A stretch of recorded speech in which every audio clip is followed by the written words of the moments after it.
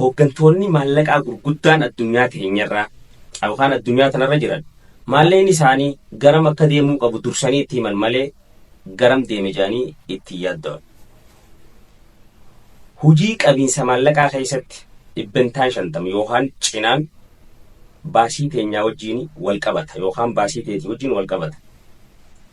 Erga 50% yookaan cinaan baasii teenyaa wajjin wal qabatu taate cinaan hafe hoo jirra jirtu daawwattootaa fi hordoftoota kiyya kabajamoo kanneen addunyaa garagaraarraa na daawwachaa jirtan hundi keessan bakkuma jirtanitti nagayni kiyya isin haa dhaqqabu.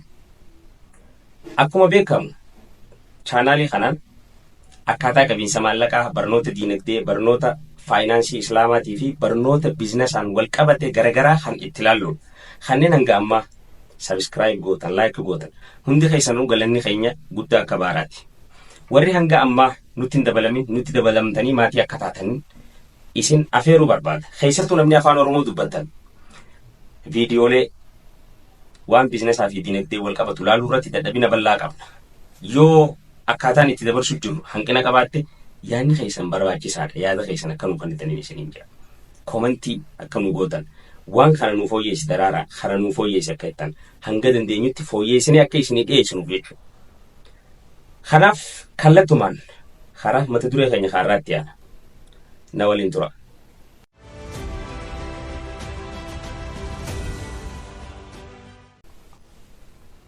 Mata dureen keenya kaarraa dandeettii teenya tan qabiinsa maallaqaa akkamiin daballa yookaan haala kamiin dandeettii qabiinsa maallaqaa keenya fooyyeffachuu dandeenya kan jedhu bal'inaan kan walii ilaallu ta'a jechuudha. Biyya keenya keessatti haalli qabiinsa maallaqaa yookaan haalli itti fayyadama maallaqaa keenya hedduu dadhabaadha. Maalirraa ta'e kun dadhabina keenya san akkamiin fooyyeffachuu dandeenyaa jettu hojiin mana guddoon irraa kan irraa dubbachuu ta'e. Karaalee sadii kan ittiin barnoota qabiinsa maallaqaa keenya fooyyeffachuu dandeenyu irraa dubbanna irraa. Sadeen kana bal'inaan kan laallu ta'a. Inni tokkoffaan bajeta tirfii ta'e yookaan caalmaa ta'e kan irratti cichuu dandeenyu qopheeffachuu. Bajeta jechuun nafaqaa jechuu afaan Oromootti. Qopheeffachuu. Bajanni caalmaa yookaan bajanni tirfii kun maali inni? Akkuma jalqaba irratti isin himuu yaale namootaan addunyaa kana irratti hooggansa maallaqaa gurguddaa ta'anii fi abbootii maallaqaa gurguddaa ta'an maallaqa isaanii dursaniiti karaa inni deemuu qabu maagada tolchanii karaa irra deem jaanii itti himan malee erga inni deeme garam qote jaanii itti yaaddawan. Nu biratti yoo dursinee gara inni deemuu qabu maagada tolchuuf hin jiru.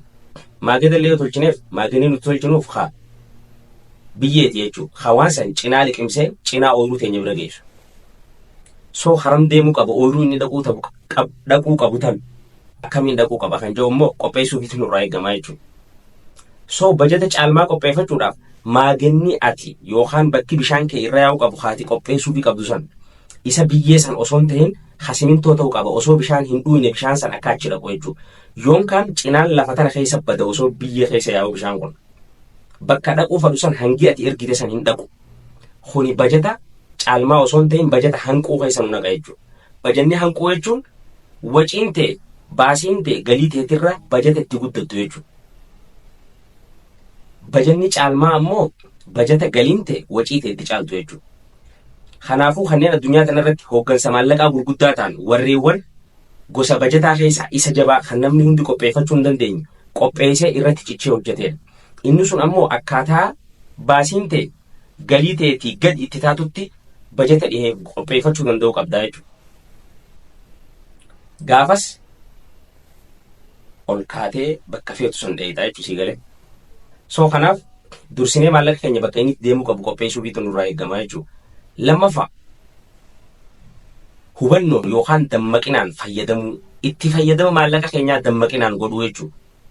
Obboleessa kiyya kana jechuun maagada keenya san bakka hin barbaachisnetti akka inni deemu osoo hin ta'in bakka barbaachisu bakka nuti jennetti akka inni deemu godhuu karaa lamaan godhuu dandeenya isa kana. Wacii teenya yookaan baasii teenya bakka lamatti adda baasnee ilaaluu qabna. Waan nu barbaachisuu fi waan nuti barbaannu.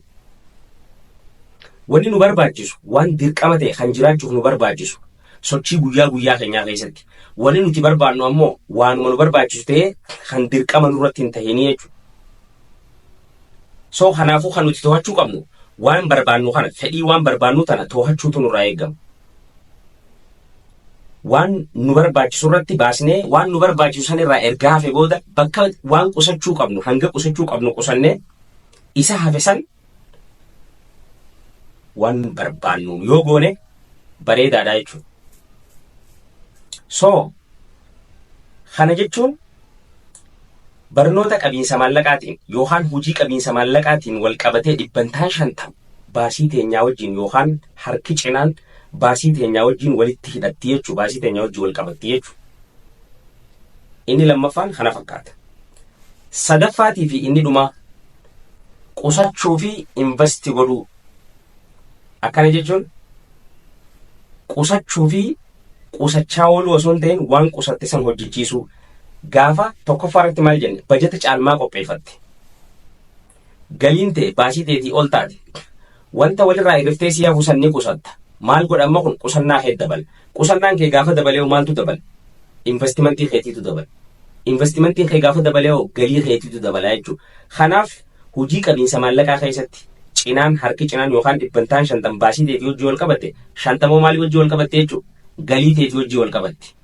Kana jechuun haraan galii teenya itti guddisnu inni ijoonii fi tokkoffaan qusachuu fi investi godhu. Ani qusachuu bichaan jennee beeka. Ani qusachuu bichaan jenne. Namoota addunyaa kanarratti abbootii qabeenyaa gurguddaa ta'an yookaan hooggansa maallaqaa gurguddaa ta'an warreewwan qusatan qofaa miti. Warreewwan qusatanii waan qusatan san hojjechiisan. Kanaaf bajeta caalmaa ta'e qopheeffachuu. Lammaffaa sammuu dammaqina qabduun yookaan hubannaadhaan fayyadamuu. Sadaffaa caalmaa keenya sanirraa waan hafu san qusachuu fi deebinee waan qusanne san hojjechiisuu. Karaa sadeen kanaan dandeettii qabiinsa maallaqaa keenya fooyyessuu dandeenya jechuudha. Sagantaan irraa isinii qabadhee isinii dhiyaadde kana fakkaatti. Torbee dhufu sagantaa wal fakkaattuun hanga walitti deebinu hundi keessanuu bakkuma jirtanitti nageenya kiyya isiniif haa ta'u. Peace.